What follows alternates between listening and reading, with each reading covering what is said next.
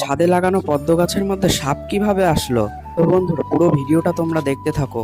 ঠিক সাপ ছিল নাকি অন্য কিছু? তো এই পাতাগুলো দেখো স্ট্যান্ড লিপ ছিল, কিভাবে ভেঙে গেছে।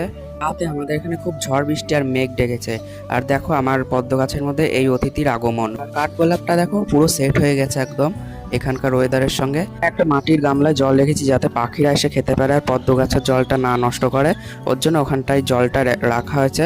আর এখানটায় দেখো নীলকণ্ঠ ফুল, যাকে তোমরা অপরাজিতা নামে চেনো।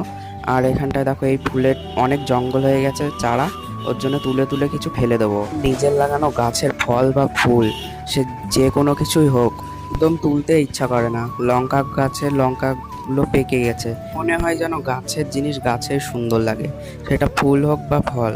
দেখো এই ছোট ছোট চারাগুলো যেগুলো একদম ছোট, সেগুলো তুলে তুলে ফেলে দিচ্ছি। অত রাখা যাবে না একসঙ্গে, একসঙ্গে অত রাখলে কিন্তু ফুল হবে না গাছে। ওর জন্য তুলে তুলে যেগুলো ছোট সেগুলো ফেলে দিচ্ছি, মানে ফেলে দেবো না, অন্য একটা জায়গায় রেখে দেবো, হলে হবে না হলে না হবে।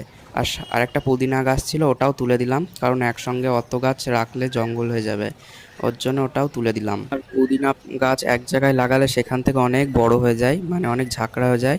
আর পুদিনার শরবত কীভাবে বানায় বা পুদিনা কী দিয়ে খাই, অবশ্যই তোমরা একটু কমেন্ট করে জানিও তো।